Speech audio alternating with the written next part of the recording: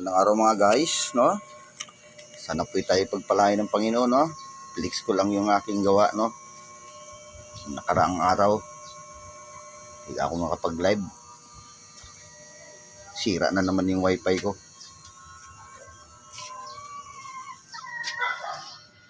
Sira na naman ang aking wifi.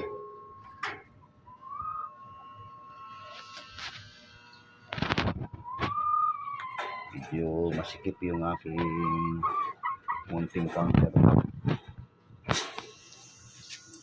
Ito kasi binutasan ko.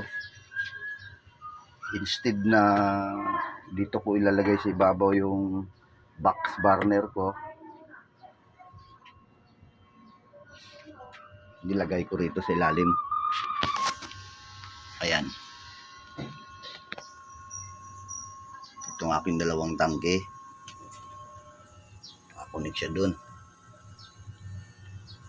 Ayan sa ilalim. Ganyan ang kabit ko.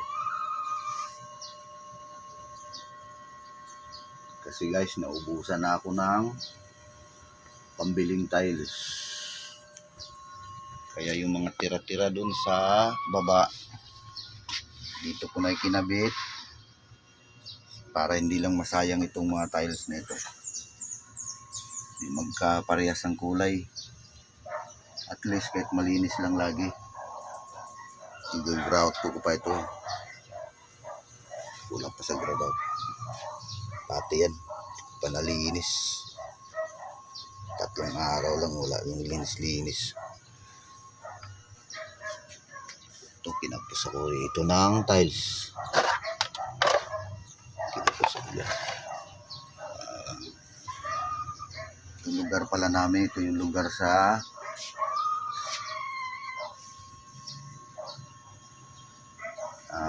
malayo-layo kami sa Antipolo. Pero Antipolo pa rin ito. Ito naman ang aking ayusin.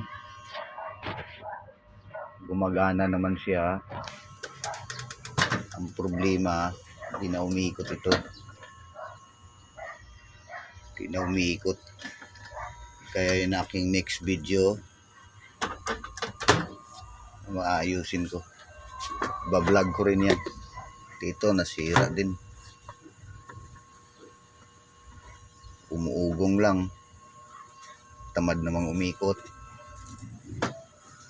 Yan. Yun lang yung aking munting nagawa. Gabi ko to ginawa guys. Sa araw, pinag-ano ko muna to. Pinagputol-putol. Kabit muna. Tapos huwag mo nang lagyan ng cement. Mali out lang siya. Ito medyo napaangat ako rito. Tinamad na ako magsilsil. Dapat silsilin. Ayan. Ayan na yung aking munting countertop. Lababo. May kasamang lutuan. Kaya ko ito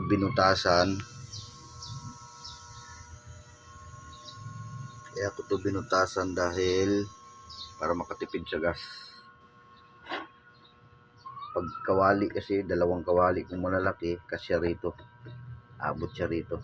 Hindi nga lang pwede isabay. Kahit alin dyan sa 2. Pwedeng maliit na kawali, pwede malaking kawali. Ayan. Diskarte lang guys, no? Sayang ito eh. Kasi bibili pa ako eh, mahal din. 100 plus dito. Pag bibiliin sa bayan ng Antipolo.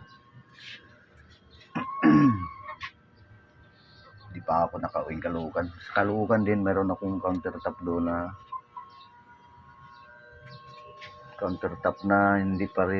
wala pa rin tiles. Kaya ang balak ko dito, lalagyan din ng tiles. Ito naman ang aking lumang hindi na nagamit, sira din. Bablog ko rin ito. At saka naman itong aking electric cooking.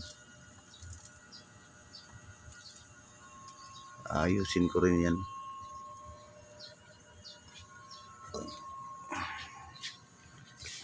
Medyo napasikip nga ako rito ng lagay. Hindi gaano mabuksan ang aking lagayan ng plato, no? Okay na. Hindi lang kalat, tingnan. Pag uwi ko sa Caloocan, ganito rin ang gagawin ko malamang. Kaya lang bibili ako ng tiles. Walang tiles doon eh. Wala akong tiles pa sa bahay. Bibili pa ako. Yan ang flex ko lang sa inyo eh. Ito yung maliit kong lababo. Yan. Sultante, malinis lang.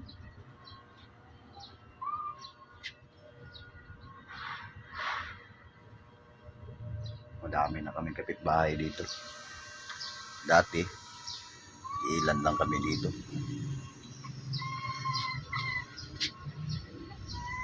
Ngayon puno na. Kasi siyempre parami na yung population natin. No? Parami na. Kaya yun. Dumami na tayo dito.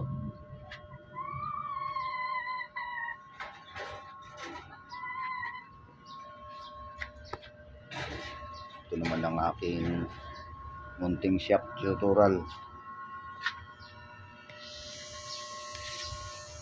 Pinasok ko na pati pag-aayos ng grinder,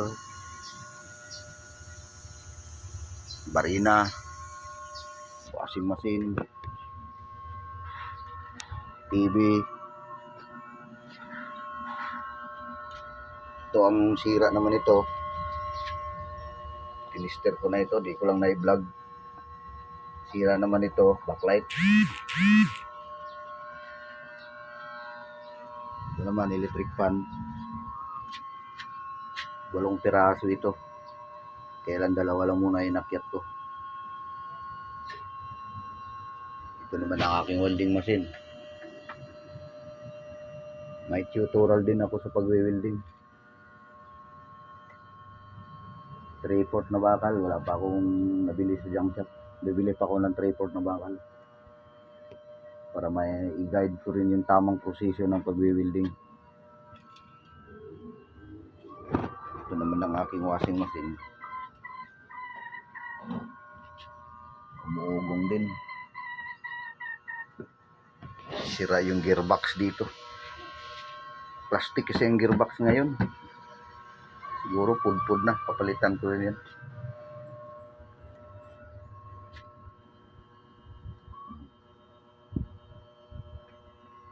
Isa akong clip fan.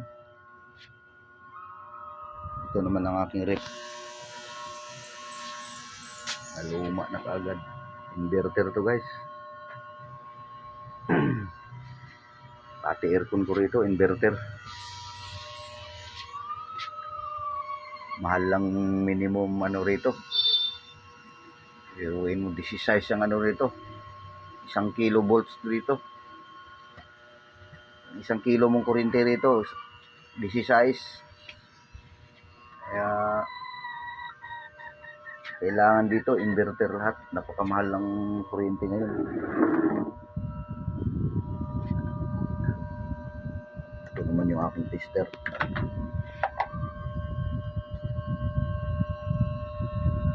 Ito aayusin ko rin ito.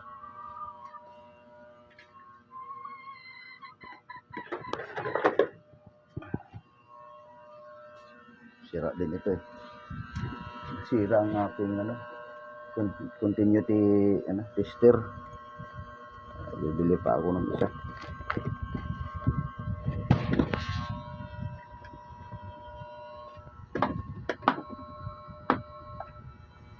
Ito naman ang aking voltage tester.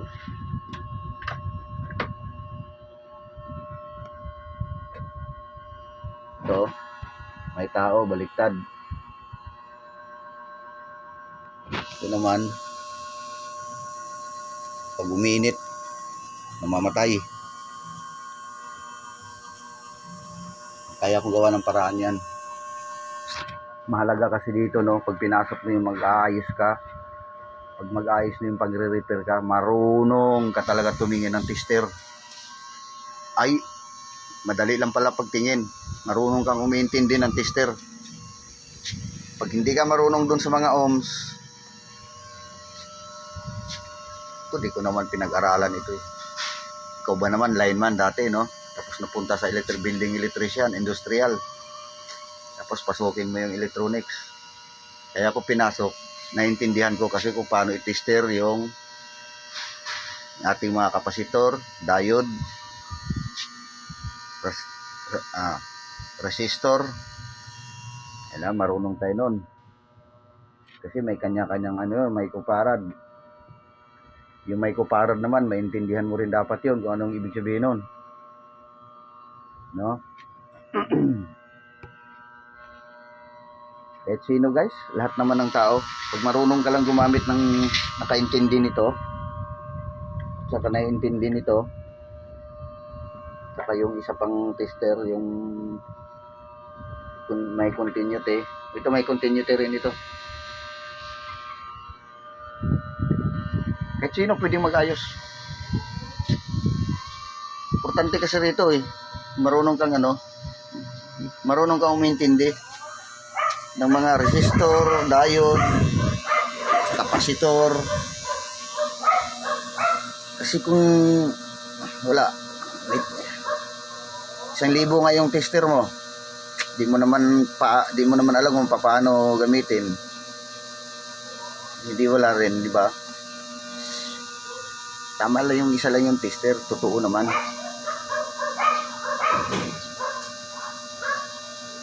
Ito, pinalitan ko na ng baterya ito sa ilalim. Mahina ito eh. Yung unang baterya nito, mahina ito. Ayan, mahina yan. Kasi pag mga tools kasi, napakasimple lang ayusin itong mga tools. Kasi electronics. Yung electronics kasi napakaraming pisa. Ay kung wala kang scanner, siyempre isa-isahin mo yung fuse na yon. Titester mo lahat. Pag may scanner ka, madali lang. Hindi naman tayo pwedeng bumili ng scanner na yon. Made in China, 150,000 na. Kung may budget naman, bakit hindi? Pwede naman.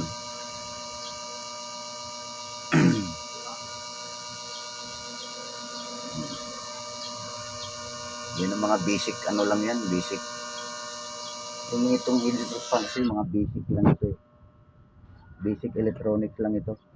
Electric fan, rip, TV, washing machine. Yan lang, mga basic ano lang yan. Kaya lang, maganda talaga kung may scanner ka. Ini-scan mo na kasi mabilis mo nakikita kung nasaan yung nasisira. Parang cellphone. Kaya may importante sa cellphone naman, scanner talaga. At saka yung maraming gamit din ng ano, pag-aayos ng cellphone. Saka yung ano, yung tawag nito. Meron silang scanner telescopic. Yun ang ano doon. Ay, hindi ko na muna pinakailaman yung cellphone. Pinong-pino kasi. Saka mahal din ang materialis nun. So kasi, gamit ng electrical, pwede rito. Yan, sa mga TV na yan. Ito, mayroon naman akong gamit ng pangkarga ng aircon. Yan. Ito, washing machine. Yan ang mga basic na ayusin. Electric fan, TV, refrigerator, washing machine. Basic na basic lang yun. Mindset ba? Mindset. Yan, welding machine. Bagay, hindi naman sira yan. Ilagyan ko lang ng breaker yan. Kasi may isa pa akong channel, tuturo ko rin yan, puro welding lang.